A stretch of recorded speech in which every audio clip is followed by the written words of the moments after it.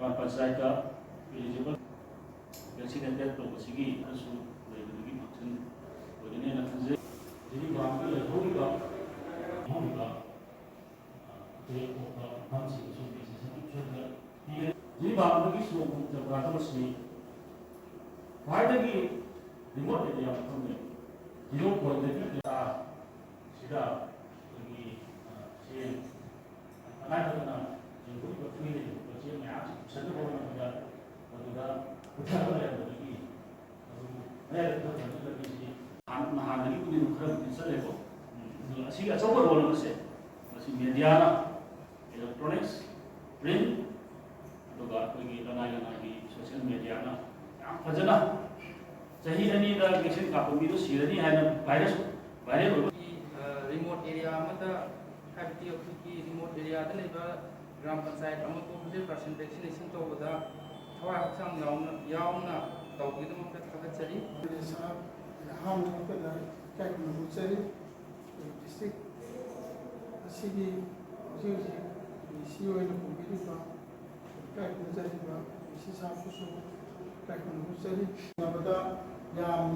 Mantin thaba nami mom ulbidana prasasana ke pasisu ko dima dua ko sima ko sama ko sisu ta ke su bijani asumna ai nasigi diku kasigi matunda di manipura sama vaccine ta ko gram panchayat ama asigi mangalaiba municipal council administration में मतलब जित तमन्ना कोई सामने vaccine का पर लेना है सिर्फ आप तो कुछ नंबर लेना है संदर्भ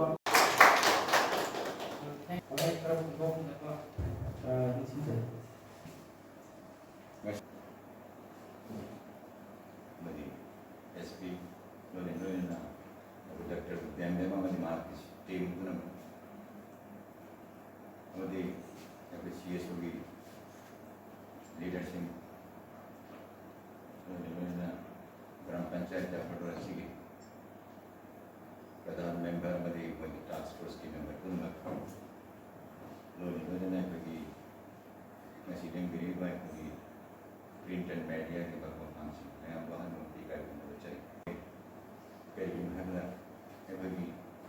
मणिपुर स्टेट जीरीबाम खर तमरसु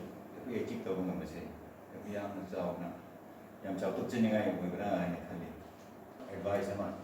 जीरीबाम की डिप्यूटी कमिश्नर की खुदान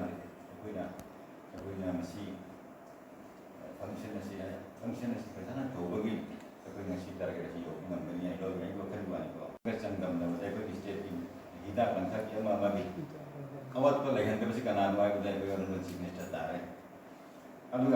अनीसुबद डिप्यूटी कमिश्नर से मतम चाना इनिशिएटिव लौबद योगने अहम सुबद अवाना खाना थवाई खुबाक हापग डॉक्टर की टीम CSO पुलिस की पर्सनल CSO सीगे मी तंदब यादे खुद अहिंग मुथिन खाकन होने थागचरी थमोई थागचरी इनाक लेबसे कासार डिस्ट्रिक्ट से पुनम की मरी मत सोई लेरमनी अयब कासार लापना कासार हजिक वैक्सीनेशन तब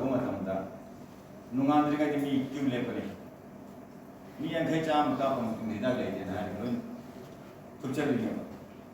फरसे मसा मसा की कना कापे है इमुंग चंगना तौरपसे थगचने मोद मानव यूनाइटेड फाइट मूस कंदमी यादे वखल चीफ मिनिस्टर हो ग्रास रूट लेवल की वॉलंटियर्स चाप मना वखल लेवानी मरम थमजनी लेमोब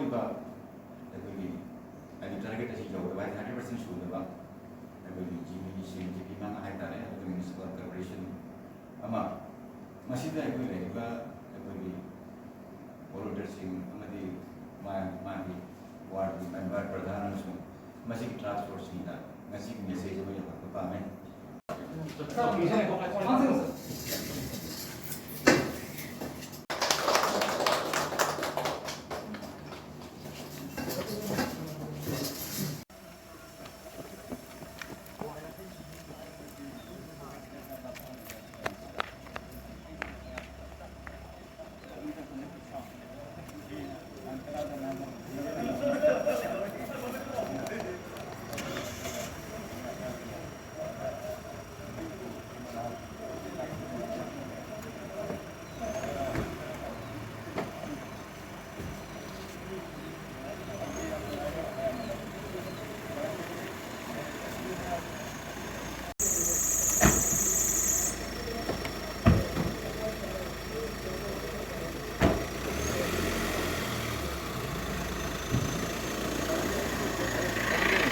그래서